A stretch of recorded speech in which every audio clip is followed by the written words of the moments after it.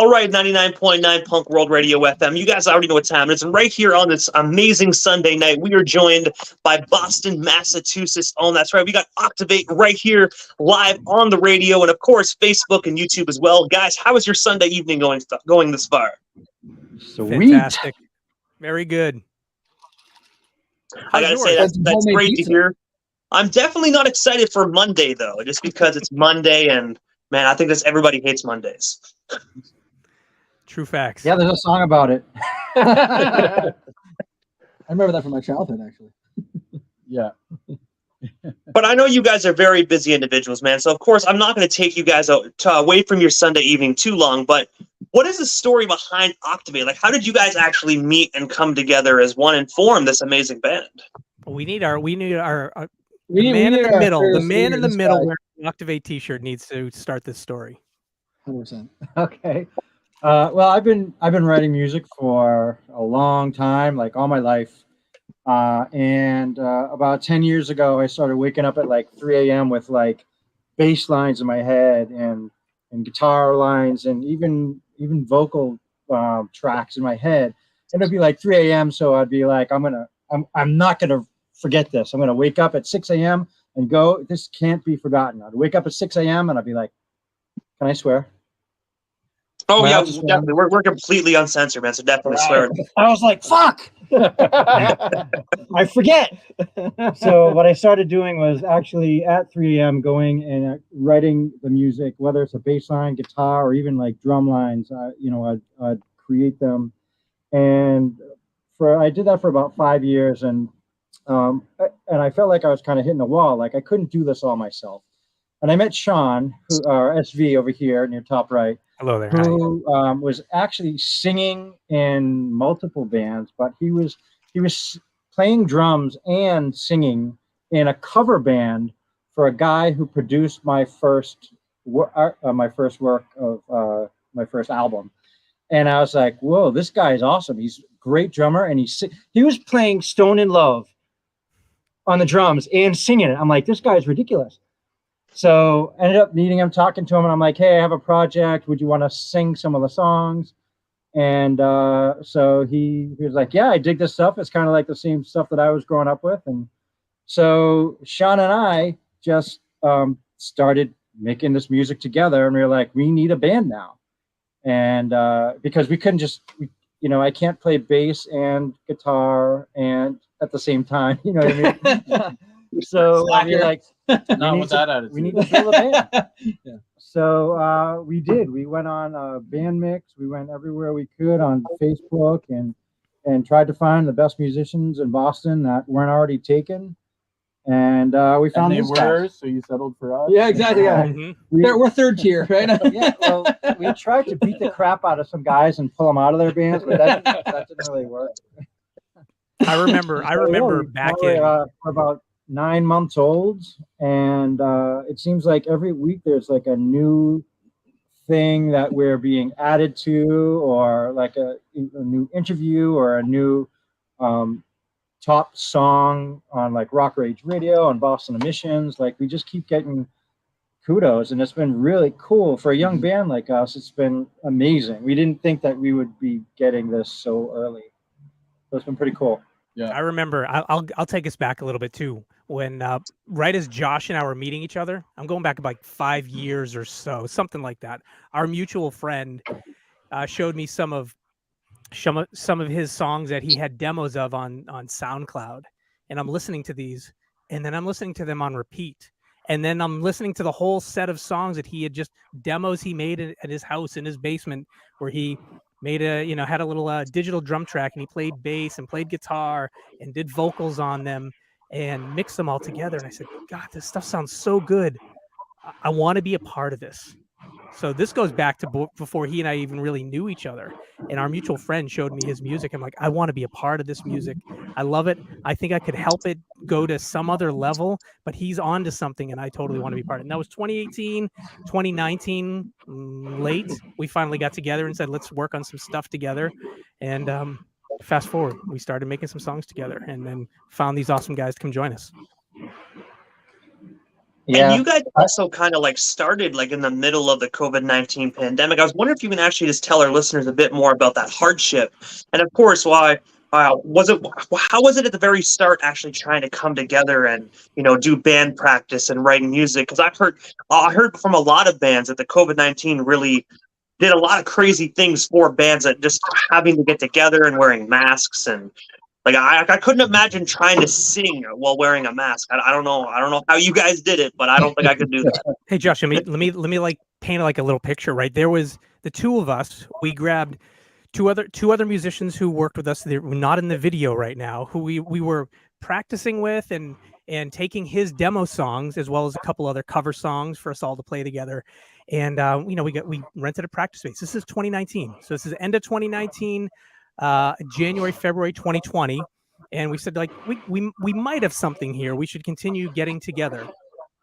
Let's rent a band practice room, a permanent room. And so we rented a room that was relatively close to all of us, and then the pandemic hits, right? And so now we're like, okay, well, we're not supposed to be in this room together, but we still want to make stuff.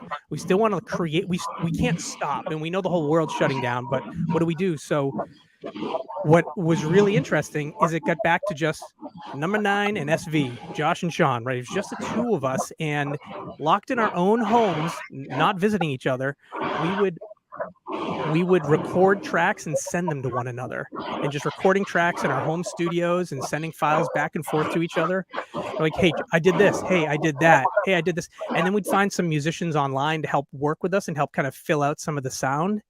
In between doing that, from March 2020 through kind of late 2020 into early 2021, we created our first EP together, literally just the two of us.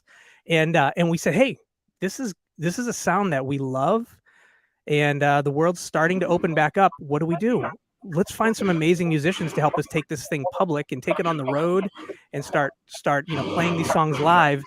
And then let's get album number 2 in the works. And then here we are, playing live, releasing songs for album number 2, and continuing things forward. And also as well, you guys are currently signed today to Amoeba Productions. I was wondering if you can actually tell us a bit more about the story behind that opportunity, and of course, like, how did you originally get discovered by that record label originally? Amoeba Productions. Amoeba Productions, yeah. Yep, that's my. Yeah, so we didn't have to sign anything. That's actually my label. So we are not signed from any professional label right now, and we're not looking yet. So labels can reach out to you and tell you what they want, and they all have their different kind of approaches and things that they can help you with and can't help you with, and I think we want to be very smart about how we proceed. And we need to do a couple of things before we proceed down that road. We want to get our shit in order. And we have a very methodical way of the way we approach what we do from everything, whether it's recording, who we gig with, where we gig, the nights, the slots. I mean, we are very methodical. Yeah. So, yeah. So, yeah, I joined last in this group, so far anyway, unless we had anyone else. And I was most struck at the beginning by just the clarity of vision that the band has. I've been playing music a long time, and I moved to this area, and serendipitously found these guys. They reached out to me on Bandmix, and right away I was just struck by, how clear and driven and focused they were. Sort of the opposite of all the musician stereotypes. And that kind of shows, we're going to do what we're going to do, and we know exactly what it is long before we start to seek any kind of outside influence or support. We're releasing a bunch of music and playing a bunch of shows, and it's all pretty cool. I gotta say too, I think Prosty right here is probably our biggest driving force, and I'm so appreciative of kind of coming into this about a year ago when I joined, and Josh had reached out to me on Bandmix, and one of the things that I noticed right away was how polished the songs were, and how in line they were with the bands and sounds that I'm interested in listening to, but also playing.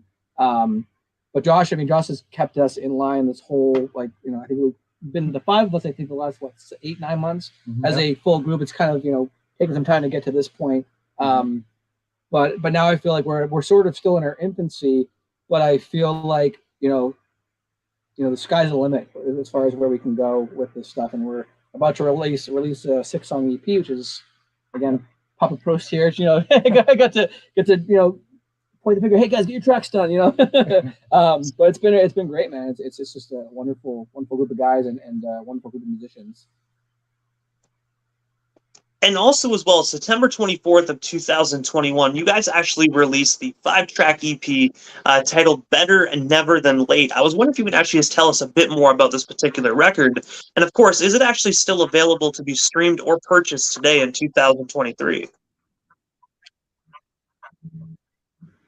So if you think about so the album itself, it's a 5-song, we'll call it an EP because it's 5 tracks versus, full album. And this was the first complete release of Octavate, but it wasn't the Octavate of today. It was Josh, the man in the middle in the center of the frame over there, as the primary writer of the entire thing, a man on a mission who's like, wakes up his 3 a.m. Ideas. He wakes himself up at 3 a.m., says, I got an idea, goes, writes, hits the record button, puts the demo out, and then sends the demo to me and says, what do you do with it? And usually I would take the demo that he put together, and I come on board, and I'm just here to help. How do I help deliver the vocal? And so I'm helping take his vision, where he's already got strings and he's got drums and he's got the, not the full production, but the full concept ready to go. And I come in and I help deliver his vocal and maybe help take it a pinch to a different level. We did this 5 times over, which created this Better Never Than Late EP, which we, again, wrote the whole thing while we were basically quarantined. So if you listen to some of the lyrics and some of the words throughout the album, there's definitely quite a bit of the political scene that was going on during that time. There's definitely a bit of the pandemic scene that was going on in that time in the lyrics and in the stories. And if you even listen to the music, kind of embedded in the music as well, there's definitely the sound and the voice of being isolated in some of these recordings. And what ended up coming about was a 5-song EP re-released named Better Never Than Late. It's available wherever you listen to music, streaming available, from our website, from Spotify, from YouTube, Apple, Amazon, all the places you stream music. Still there. We have no plans on taking it down. We love that. And it's what led us to the band we have today, and what led us to finally getting out in the public and taking our show on the road. And also, as well, speaking of releasing music, just 48 hours ago, you guys actually released a single titled "This Game." I was wondering if you can actually tell us a bit more about this particular brand new single, and of course, what is the story behind it, man? Because I gotta say, I really thoroughly enjoyed this release. Yeah, I can talk about This Game. So that was I wrote that about 4 years ago. I was working with another producer, and he was kind of helping me get through some mental blocks. And I asked him, I had a bunch of songs. I was like, which one do you want to help me with next? And This Game was the least completed. And so he's like, oh, let's do this one. So we decided to do it.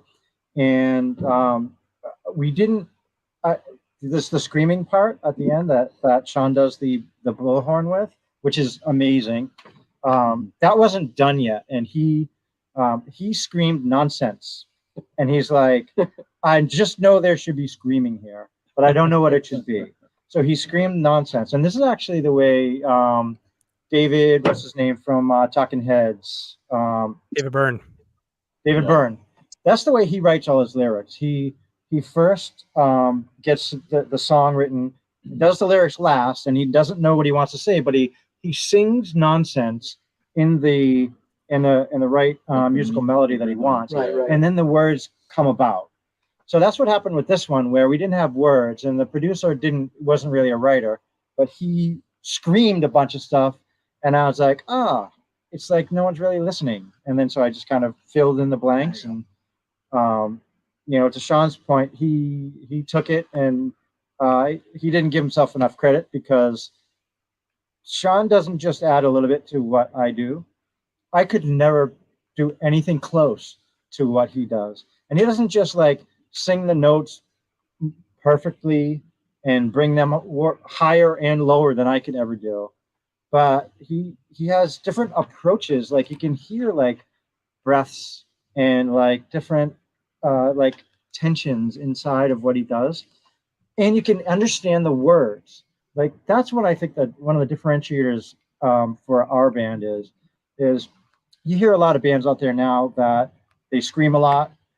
They have a lot of thick vocal effects on. So you can't really hear what they're saying, but you can hear the notes. But when Sean sings, you can hear exactly what he's saying, and you can feel what he's saying. And I really believe that he gives us a huge competitive advantage, because that makes our songs memorable. When you go to a show and you can hear the chorus, you can hear the words, and you can remember that repeating thing, that's huge. And I mean, there are lots of great bands in Boston, don't get me wrong, and a lot of bands do this too, but I would say a lot of them, they just don't. They scream a lot and you can't understand it, or they over affect their vocals and you can't understand it. But Sean doesn't need to do that. He's too good. Well, that's the thing that drew me to. That's the thing that drew me to this music. That when Josh was creating his pieces of music, and I heard them for the first time, what I heard was melodic rock music, and I say melodic rock music because some of it was like, oh, I hear alt rock in this one. I hear metal in this one here. I hear just kind of a sense of like an indie rock. Like I hear all these different types of variations of types of rock music, and I say through the genres, through the years, but I was like, it's just its own sound. It's its own mixture of things. But one of the things that stuck out to me was melodic rock music, and I wanted more of that. And I missed that. And so that's when I said, hey, I would love to be able to, how do I help deliver a story that was started by this one guy? And how can I help, bring my piece to and help deliver it? And since then we've done writing together. And now we've written and delivered things together, and we'll continue to do that. But I was drawn to, I hear a story, I see the picture, can I help bring it to life? I think that's so important too. I think, oh, sorry, go ahead. Oh, I was going to say also, guys, September 15th at the Jungle in Connecticut, you guys will actually be taking the stage. And I know obviously this is end of summer performance, but what can our listeners actually expect from this up and coming performance by you guys? And of course, where can we actually snag ourselves some advance tickets? Well, tickets aren't available yet. They will be online, and we'll be sharing them on a regular basis. But what they can expect is an album release party. So our new album will be done. Our latest song went into production 2 days ago, and this is a song that Sean wrote, and it's like my favorite Octavate song. And I can't wait to release it because it's so different.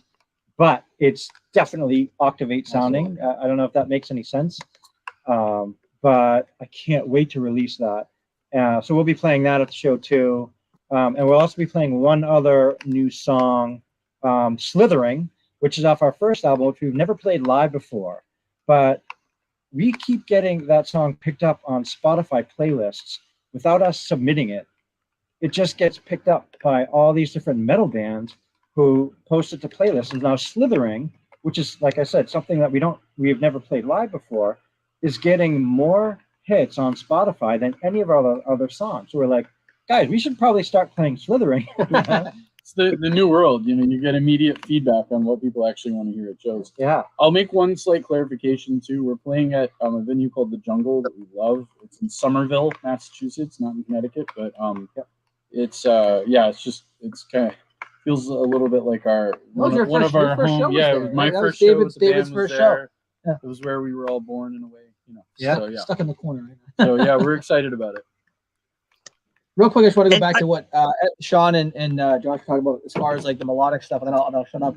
But I think one of the biggest things that drew me to the band when Josh reached out was that melodic stuff. And I think we're all sort of in that boat. And we often will like really like pick apart and like focus on things that we need to work on because we really, you know, that melodic.